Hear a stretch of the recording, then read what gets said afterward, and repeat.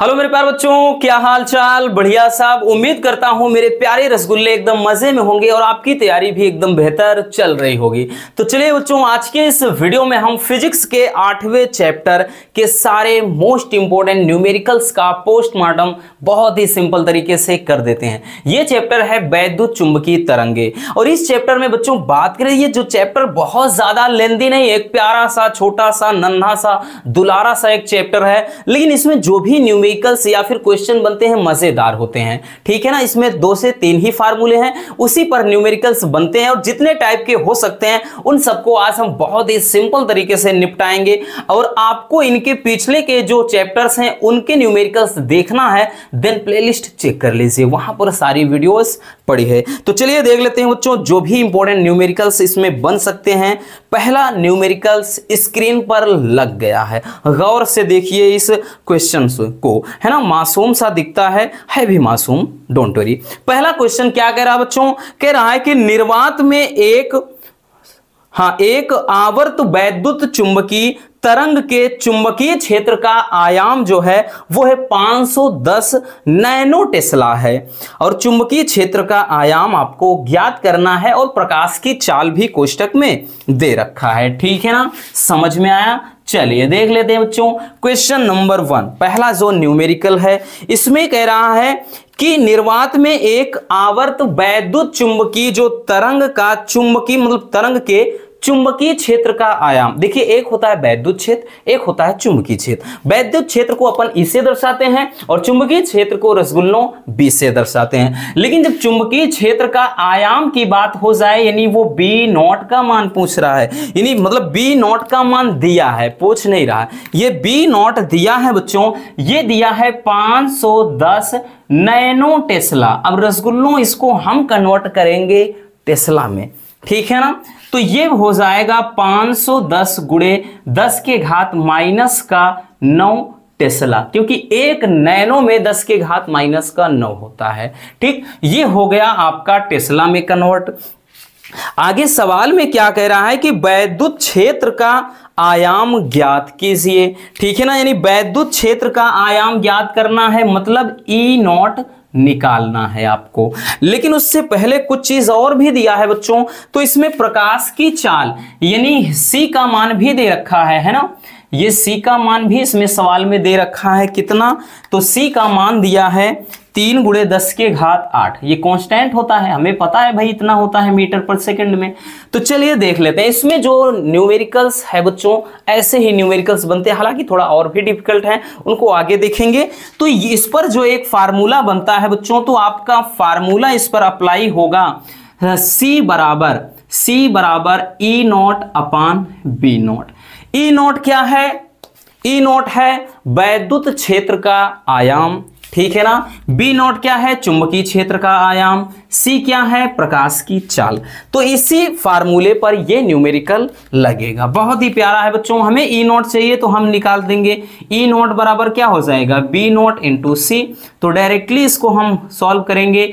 तो ई नॉट बराबर B not का मान कितना, 510 गुणे 10 के घात माइनस का 9 टेस्ला हो जाएगा बच्चों।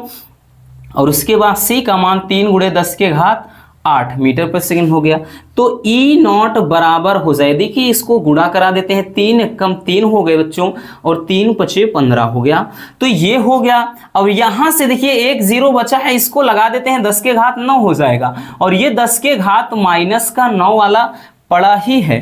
तो बच्चों देखिए ये क्या हो जाएगा भाई, इसको कट जाएगा, यानी 10 के घात 9 में माइनस 9, खत्म, टाटा बाय बाय। क्योंकि हमें पता है बच्चों एक ही घात यम गुणे एक ही घात एन, जब फार्मूला होता है कि एक ही घात यम प्लस एन हम ऐड कर देते हैं, यानी 10 के घात 9 है और ये 10 के घात 9। जिनको नहीं समझ में आ रहा है समझिए, डोंट वरी, परेशान नहीं होना है। तो 10 के घात 9 है, फिर प्लस लगता है बीच में इस फार्मूले के अकॉर्डिंग, लेकिन ये माइनस में 9 है तो ये खत्म। 10 के घात 0, 10 के घात 0 का मान 1, किसी भी संख्या का घात 0 हो वैल्यू 1 ही होगा, ठीक है ना। जैसे x की घात 0 है तो बराबर हम 1 ही रख देंगे। तो ये खत्म हो जाएगा, यानी जो ई नॉट का मान आएगा वो केवल 153 हो जाएगा, है ना। यानी ये इसकी कहानी ये क्या है, खत्म हो जाएगी। ठीक, बात समझ में आई बच्चों। तो इस तरह से इस न्यूमेरिकल्स को हम बहुत न्यूमेरिकल को बहुत ही सिंपल तरीके से सॉल्व कर सकते हैं, ठीक है ना।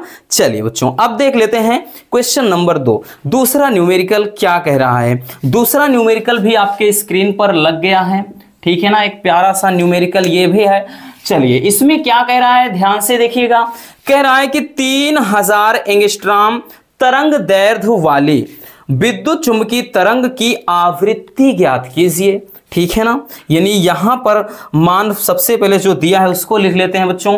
तो मान दिया है किसका, तरंग दैर्ध्य, ठीक, लेमडा का मान दे रखा है। लेमडा बराबर दिया है 3000 एंगस्ट्रॉम। 3000 एंगस्ट्रॉम, तो इसको अपन मीटर में कन्वर्ट करते हैं बच्चों। 3000 गुणे 10 के घात -10, या इसको लिख सकते हैं 3 गुणे 10 के घात, देखिए 3 0 इसमें माइनस कर देंगे, मतलब इसमें ऐड हो जाएगा, तो भले ऐड होगा लेकिन ये माइनस संख्या है तो कितना हो जाएगा भाई, 10 में से 3 गए 7, 3 गुणे 10 के घात -7, ये लेमडा का मान आ गया, ठीक है ना। इसमें बदल गया, ये मीटर में बदल गया।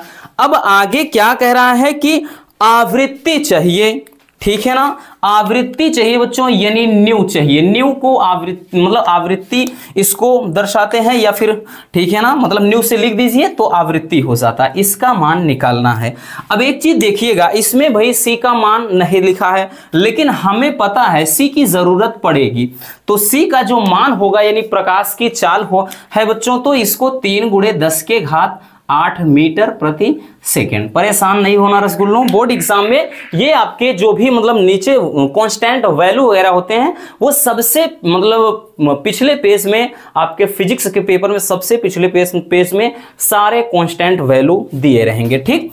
तो यहां से अब हमने बताया ना फार्मूला, देखिए न्यू बराबर सी अपान लेमडा, ये एक भी फार्मूला, मतलब ये भी एक फार्मूला होता है बच्चों, न्यू बराबर सी अपान लेमडा। इसी पर रख करके हम क्या करेंगे, इसको सॉल्व करेंगे। तो चलिए देख लेते हैं कैसे सॉल्व करना है। तो यहां से हो जाएगा न्यू बराबर सी का मान 3 गुणे 10 के घात 8 मीटर पर सेकेंड, और उसके बाद भाई ये लेमडा का मान निकाला है हमने 3 गुणे 10 के घात -7, भाई ये कट गया। तो यहां से ये 10 के घात -7 है, तो ये 10 के घात 8 और ये 10 के घात ऊपर चला गया +7। तो न्यू बराबर जो हो जाएगा बच्चों, ये 10 के घात कितना 15, ठीक, 8 7 15 हो गया, किस में आएगा, हर्ट्ज में। तो 10 के घात 15 हर्ट्ज, यही क्या हो जाएगा, मतलब वैद्युत चुंबकीय तरंग की आवृत्ति हो जाएगी, ठीक है ना। इस तरह से इसको हम सॉल्व कर सकते हैं। तो चलिए इसको स्क्रीनशॉट कर लीजिए बच्चों, फिर हम देख लेते हैं नेक्स्ट न्यूमेरिकल को। चलिए अब हम देख लेते हैं बच्चों क्वेश्चन नंबर 3। तीसरा जो न्यूमेरिकल है ये भी काफी ज्यादा लाजवाब है, ठीक है ना। तीसरा जो न्यूमेरिकल है ये काफी इंपॉर्टेंट है बच्चों। कह रहा है कि एक समतल वैद्युत चुंबकीय तरंग में चुंबकीय क्षेत्र की जो तीव्रता है B बराबर, मतलब एक समीकरण आपको दिख रहा है, ठीक, ये समीकरण टेस्ला के द्वारा दी गई है। तो अधिकतम वैद्युत क्षेत्र की तीव्रता यानी E0 का मान निकालना है। तो सबसे पहले हम क्या करते हैं बच्चों, हम जो करते हैं कि इस मतलब समीकरण को लिख लेते हैं। B बराबर ये है 2 गुणे 10 के घात -4, और यहां पर है साइन और t -x/c, ठीक, और यहां कोष्टक बंद करके 4 गुणे 10 के घात 15 दे दिया है, इतना टेस्ला। तो हम इससे नहीं मतलब, सबसे पहले क्या करते हैं बच्चों, समीकरण, इसमें जो भी वैद्युत क्षेत्र और चुंबकीय क्षेत्र का समीकरण है, ठीक, एक समीकरण के रूप में है, तो इससे कंपेयर कर लेते हैं। तो ये एक फार्मूला, मतलब ये एक आपका फार्मूला है, यानी ये है चुंबकीय क्षेत्र के लिए समीकरण, ठीक है ना। अगर यहां पर वैद्युत क्षेत्र होता तो इसी को E बराबर E0 sign omega T -kx लिखते हैं, ठीक है ना, कब, जब वैद्युत क्षेत्र होता। लेकिन इससे नहीं मतलब है बच्चों, हमें इससे मतलब है क्योंकि ये वैद्युत क्षेत्र के रूप में है, दिख रहा है, ठीक है ना। अब यहां से क्या कर, देखिए जरूरी नहीं है, अब ये माइनस के रूप में है तो माइनस, या जब प्लस वाला होता है तो एक फार्मूला प्लस वाला भी होता है, ठीक, प्लस माइनस में मत कंफ्यूज होइएगा। तो यहां से क्या करेंगे, तो कंपेयर कर देते हैं, तो कुछ वैल्यू हमें निकल कर सामने आएगा। जिसे B0 का मान, तो बच्चों ये क्या है, पूरा B0, ठीक। तो B0 का जो मान निकल कर आया वो हमें क्या प्राप्त हुआ, B0 बराबर 2 गुणे 10 के घात -4। ठीक है ना, ये चुंबकीय क्षेत्र का आयाम है, इतना टेस्ला निकल कर आ गया। हमें चाहिए क्या, हमें चाहिए E0। अब E0 के लिए देखिए हमने बोला ना C का मान भी इसमें नियत है। C का मान बच्चों क्या है, तो C का मान 3 × 10⁸ मीटर प्रति सेकेंड। तो एक समीकरण दे दिया है, तो कंफ्यूज नहीं होना भाई, ओमेगा के की जरूरत, ओमेगा और के ही इसकी जरूरत है नहीं, इसलिए तो इनको लिखने का कोई मतलब ही नहीं, आगे न्यूमेरिकल में है उसमें लिखेंगे। ठीक, तो यहां पर अब क्या चाहिए बच्चों, यहां पर बोल रहा है कि भाई हमें चाहिए अधिकतम चुंबकीय क्षेत्र, या फिर इसी को चुंबकीय अधिकतम वैद्युत क्षेत्र कह रहा है, या फिर इसी को वैद्युत क्षेत्र का आयाम हम बोल सकते हैं। तो ये फार्मूला आपको फिर से वही लिखना है। हमें पता है कि C बराबर क्या होता है बच्चों, E0 अपान मतलब B0। ठीक है ना, E0 अपान क्या हो जाएगा, B0। ये आपका फार्मूला होता है। ठीक, इसी पर हम क्या करते हैं, ठीक है ना, इसी पर हम वैल्यू रख करके आराम से E0 का मान निकाल पाएंगे। तो E0 बराबर हो जाएगा भाई 3 गुणा तो B0 × C। ठीक, तो E0 बराबर B0 का मान हमें मिल चुका है 2 × 10⁻⁻4 और C का मान है बच्चों 3 × 10⁸। तो भाई गुणा कर दीजिए ना, 3 दूना 6 हो गए। E0 बराबर 6 × 10⁸, में से 4 गए 4, इतना, चाहे वोल्ट प्रति मीटर लिखिए या फिर आप इसको न्यूटन प्रति कूलाम भी लिख सकते हैं। ठीक है ना, तो यही क्या हो जाएगा बच्चों, यही हमारा आंसर हो जाएगा। ठीक, चलिए इसको स्क्रीनशॉट कर लीजिए, फिर हम देख लेते हैं बच्चों नेक्स्ट न्यूमेरिकल को।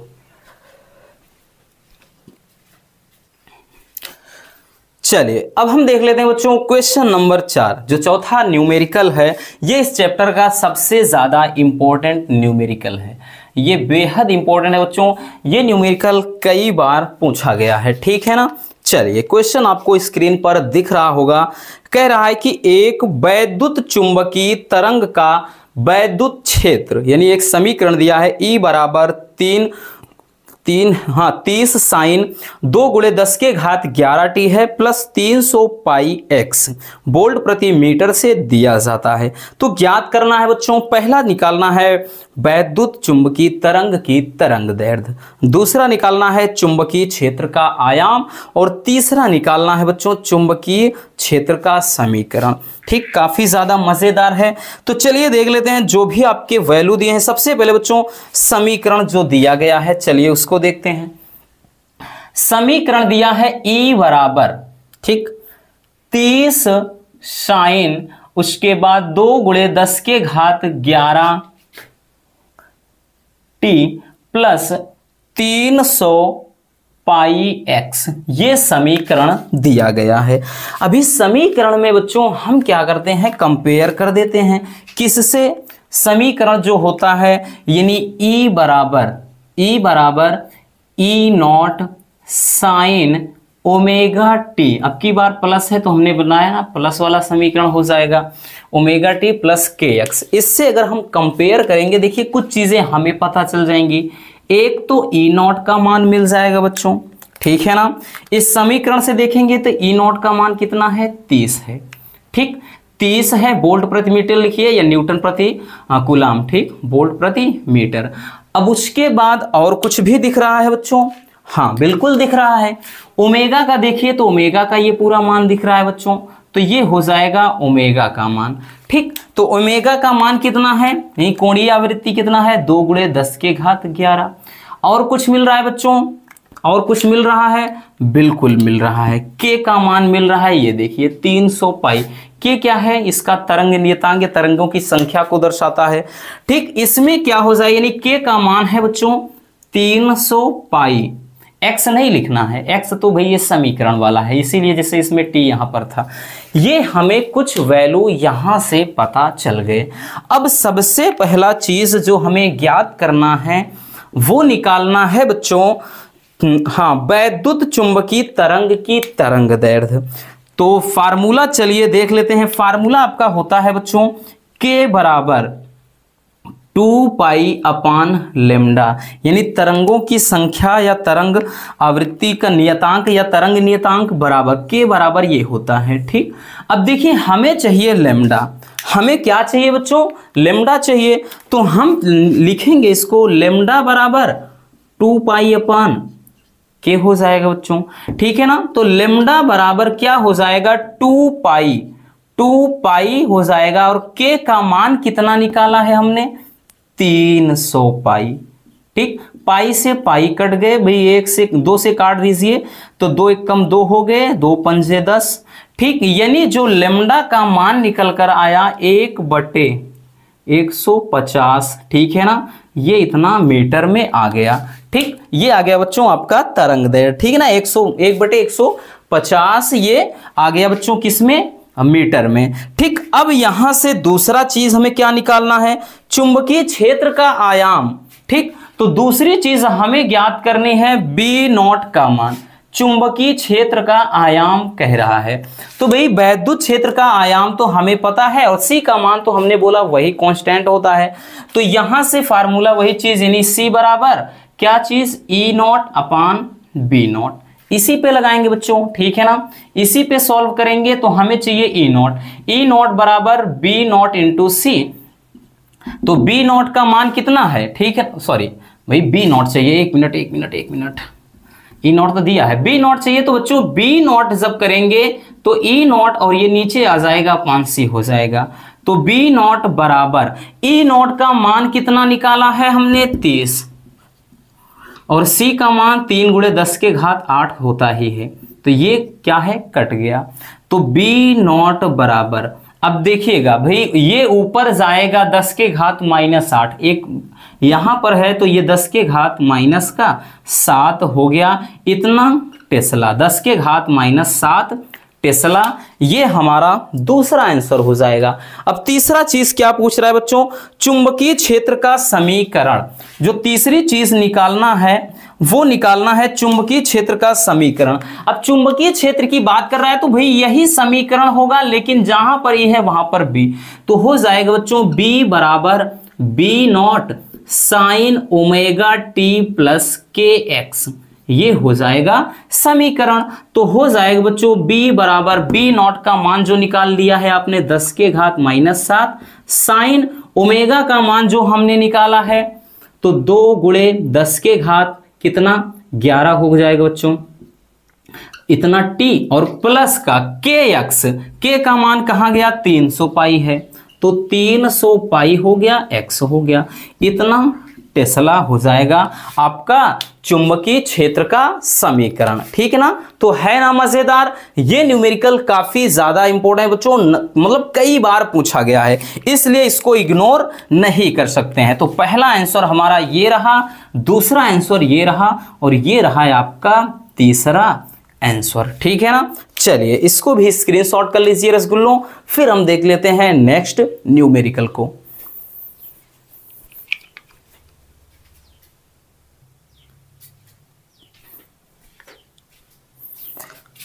चलिए अब हम देख लेते हैं बच्चों क्वेश्चन नंबर 5, पांचवा न्यूमेरिकल क्या कह रहा है। तो पांचवा न्यूमेरिकल आपके स्क्रीन पर लग गया है, कह रहा है कि एक वैद्युत चुंबकीय तरंग के चुंबकीय क्षेत्र का जो आयाम है वो 120 न्यूटन प्रति कूलाम है, तथा आवृत्ति दिया है बच्चों 50 मेगाहर्ट्ज है। तो चुंबकीय क्षेत्र का आयाम तथा तरंग दैर्ध्य ज्ञात कीजिए। चलिए देख लेते हैं, काफी लाजवाब है। तो बच्चों चुंबकीय क्षेत्र मतलब किसका दिया है, वैद्युत क्षेत्र का आयाम, ई नॉट का मान दिया है। ठीक है ना, ई नॉट का मान कितना दिया है बच्चों 120 न्यूटन प्रति कूलाम दिया है। आगे कह रहा है कि जो इसकी आवृत्ति है